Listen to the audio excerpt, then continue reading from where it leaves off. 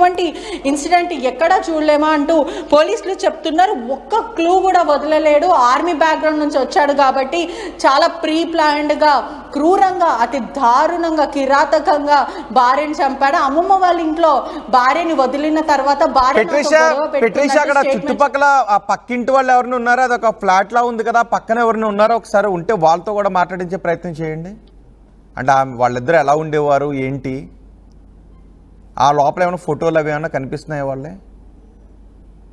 అంటే పూర్తిగా చెప్పాలంటే 1 డేలోనే ఇల్లు ఖాళీ చేసి వెళ్ళిపోయారంటే ఎంత భయప్రాంతులకు గురయ్యారో మనం ఒక్కసారి చూడొచ్చు. స్థానికంగా ఉన్న అంటే ఈ అపార్ట్మెంట్స్ ఏదైతే ఫ్లాట్ ఉందో ఇక్కడ అంతా సుమారుగా 3 ఉంటారో ఆ 3 ఇల్లులు కూడా 3 ఇల్లులు కూడా ఖాళీ చేసి వెళ్ళారు. ఒకవైపు స్టేట్మెంట్ గురుమూర్తి పోలీసులకు ఇస్తున్నాడు.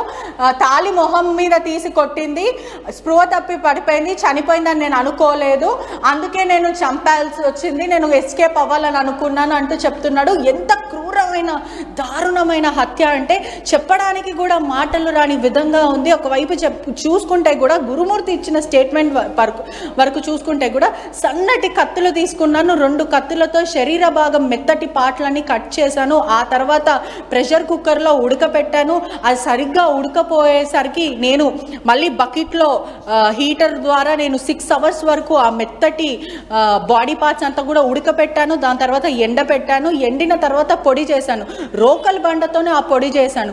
ఆ పొడి చేసిన తర్వాత జిల్లేలో చెరువు ఎక్కడైతే స్థానికంగా ఉందో అక్కడే వేసాను. మరో సంచలనమైన విషయం ఏంటి అని అంటే ముందుగా ఈ క్రైమ్ సీన్ అంతా చేయకముందు అతను సినిమాలు చూశాడంట. ఏదైతే క్రైమ్ సీన్ కి సంబంధించిన మూవీసే కానీ లేకపోతే దృశ్యం మూవీ చూశాడంట. ఇటువంటి క్రైమ్ నుంచి ఎలా ఎస్కేప్ అవ్వాలంటే యూట్యూబ్ వీడియోస్లో సెర్చ్ చేయడం, ఆ తర్వాత పూర్తిగా ఇన్వెస్టిగేట్ చేసుకోవడం, దాన్ని ఎలా చేయాలో ప్రీ ప్లాన్గా పగడ్బందీగా ప్లాన్ చేసుకొని భార్యను అతి దారుణంగా హత్య చేశాడు. మరో విషయం ఏంటంటే హత్య చేయకముందు కుక్క మీద ట్రయల్ చేశాడంట. అంటే కుక్కని చంపాడంటూ సమాచారం ఇప్పుడే అందుకుంటుంది.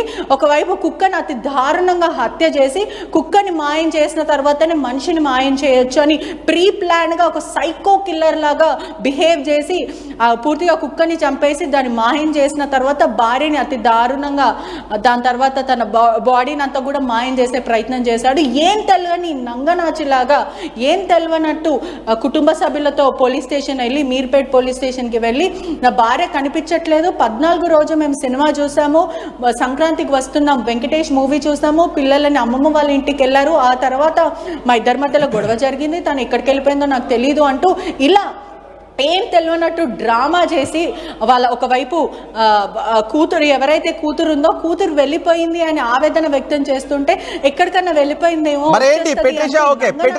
మరి ఇప్పుడు పోలీసులు ఇప్పుడు సీన్ రీకన్స్ట్రక్షన్ చేసి లేదంటే అతను ఎక్కడైతే బుగ్గి చేసి చెరువులో కలిపేశాడో అక్కడ ఏదైనా సాక్ష్యాలను సేకరించే పనిలో ఉన్నారా? పోలీసులకు ఏదైనా క్లూస్ దొరికాయా? అక్కడ రక్తపు మరకలు కానీ ఆ క్లూస్ టీమ్కి? ఎస్, ఖచ్చితంగా ఇప్పుడు చూసుకుంటే కూడా పోలీసులకి ఒక్క ఎవిడెన్స్ కూడా దొరకలేదు అని అంటే ఎంత సైకో కిల్లరో అనేది క్లియర్గా కనిపిస్తుంది. ఇప్పటికే చెరువు దగ్గర గజ ఈతగాలతో సహా చాలామంది వెళ్ళి వెతకడం జరిగింది. ఒక్క మాంసపు ముద్ద కానీ లేకపోతే అతనికి చనిపోయిన మహిళకి సంబంధించిన క్లూస్ ఏమైనా దొరుకుతాయేమో అని ఇంట్లో కానీ ఒకవైపు చెరువులో కానీ గాలింపులు చేశారు. ఒక్కటి కూడా దొరకని పరిస్థితి కనిపిస్తుంది. ఒక్కసారి పోలీసులు అంటే ఆ ఇల్లు ఈ ఇల్లు ఒకటేలాగా ఉంటుంది కాబట్టి నేను ఒకసారి మీకు చూపించే ప్రయత్నం చేశాను. అక్కడ పక్కనే ఉన్న కిచెన్ సేమ్ ఇలానే ఉంటుంది. ఈ కిచెన్ లోనే అంటే పక్కనున్న కిచెన్ లో పోలీసులు లాక్ చేశారు కాబట్టి ఇక్కడ కిచెన్ లో కుక్కర్స్ పెట్టారు, హీటర్స్ పెట్టారు.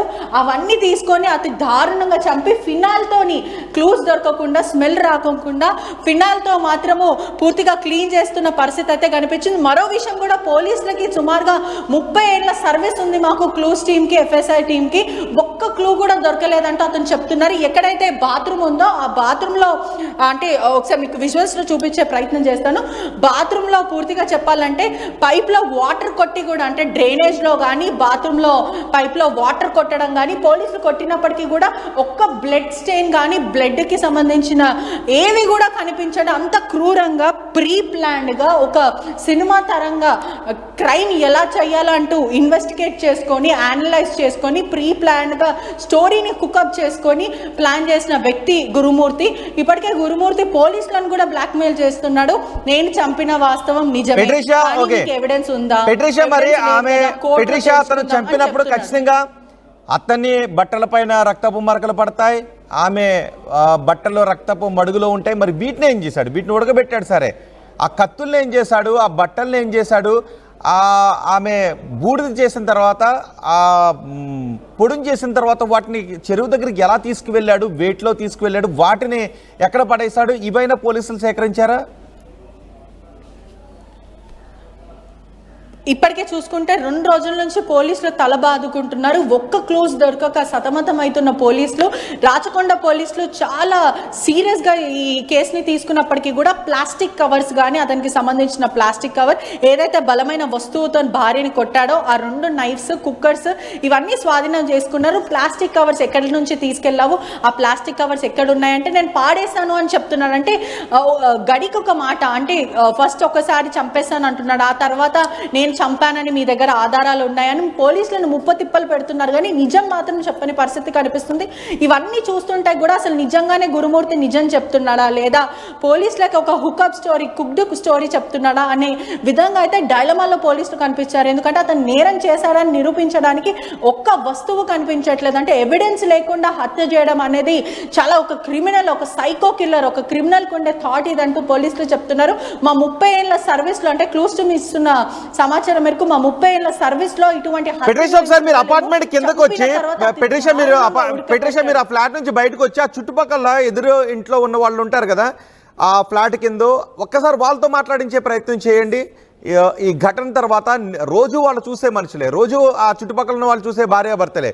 సో భర్త ఎంత దారుణంగా చంపేశాడు అన్న తర్వాత వాళ్ళ రియాక్షన్ అంటే తెలుసుకుంటే, ఒకసారి మీరు ఆర్టీవీ స్క్రీన్ పైన చూస్తున్నారు గురుమూర్తి నివాసం. అది గురుమూర్తి నివాసం దగ్గర ఇప్పుడున్న పరిస్థితి, అక్కడ మద్యం బాటిల్ కూడా కనిపిస్తున్నాయి. గురుమూర్తి గతంలో ఆర్మీలో పనిచేశాడు, ఇప్పుడు ఒక సెక్యూరిటీ గార్డ్గా పనిచేస్తున్నాడు.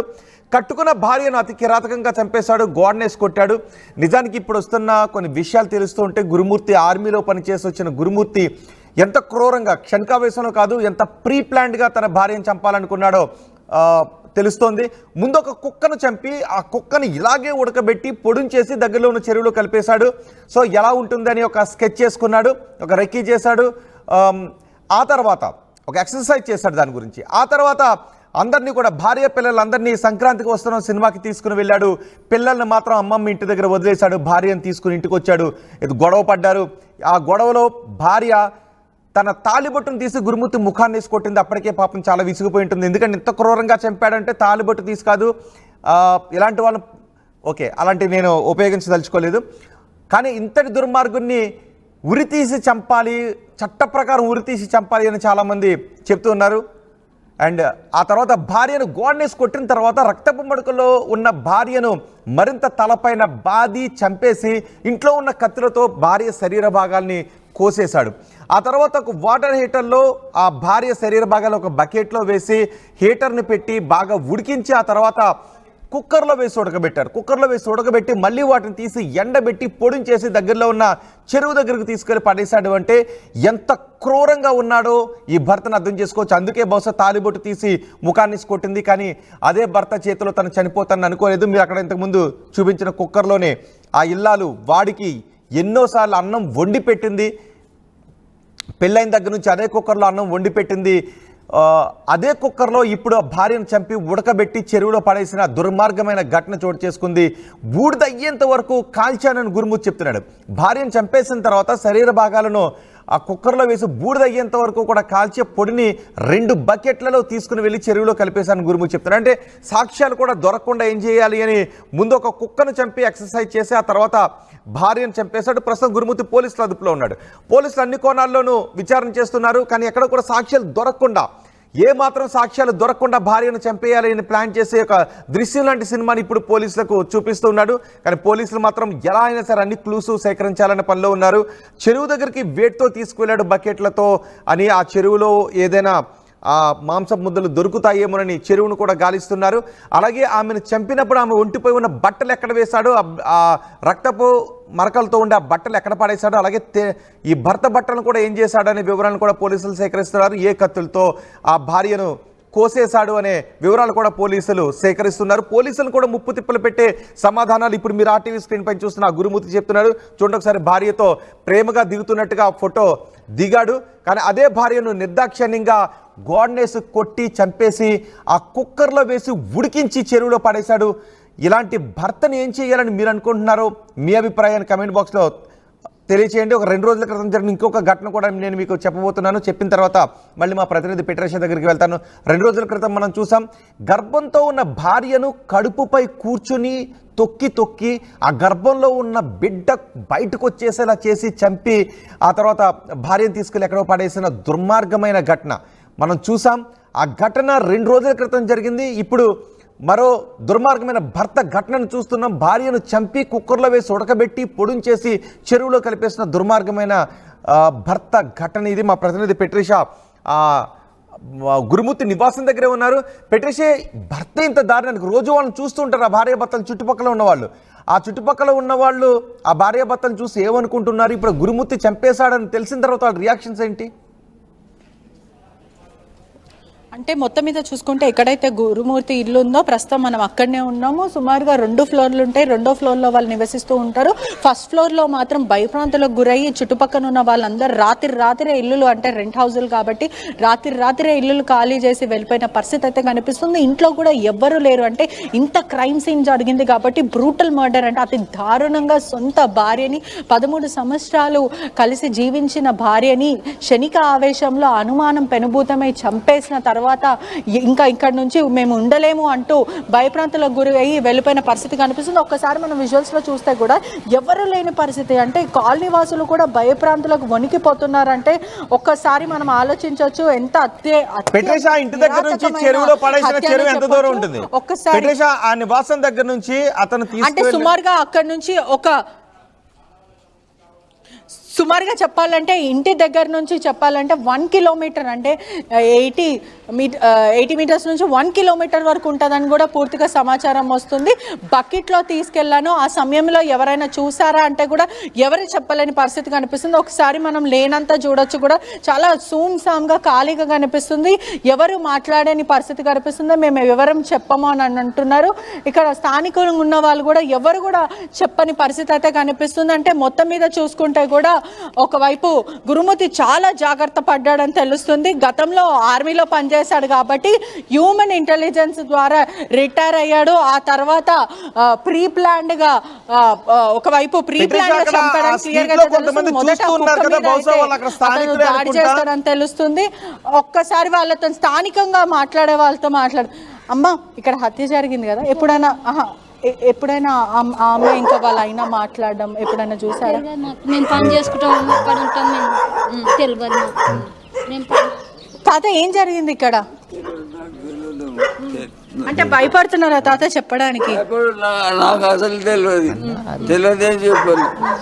అంటే పూర్తిగా చూసుకుంటే కూడా స్థానికులందరూ కూడా భయపడుతున్న పరిస్థితి కనిపిస్తుంది. ఎందుకంటే సుమారుగా 13 సంవత్సరాలు కలిసి కాపురం చేశాడు, కలిసి 2 పిల్లలు ఉన్నారు. అయినప్పటికీ కూడా ఇంత దారుణానికి ఎలా ఒడికడతాడు అన్న విషయంకి ఇప్పటికే చాలా భయప్రాంతాలకు గురవుతున్నారు. చాలా బ్రూటల్ మర్డర్, సైకో కిల్లర్ అనే చెప్పొచ్చు. ఎందుకంటే అతి దారుణంగా భార్యని చంపినప్పటికీ కూడా హ్యుమానిటేరియన్ గ్రౌండ్స్ మర్చిపోయి హాస్పిటల్ తీసుకెళ్ళాలంటే క్షణిక ఆవేశంలో కొట్టిన అనుమానము వ్యక్తమై, అంటే నిర్ధారించకపోయినప్పటికీ కూడా అనుమానం వచ్చింది కాబట్టి అతి దారుణంగా చంపి 2 సార్లు తల మీద బాదిన తర్వాత సన్నటి ఏదైతే కత్తి ఉందో ఆ కత్తితోని పూర్తిగా ముక్కలుగా చేసి దాన్ని ఉడకపెట్టడం అనేది ఎంత జిగుత్సాకరంగా, అంటే భయప్రాంతులకు గురయ్యేలాగా, వన్నిలో వణుకు పుట్టేలాగా, అంటే దీనికన్నా ఇంకా వర్డ్స్ లేని పరిస్థితి కనిపిస్తుంది.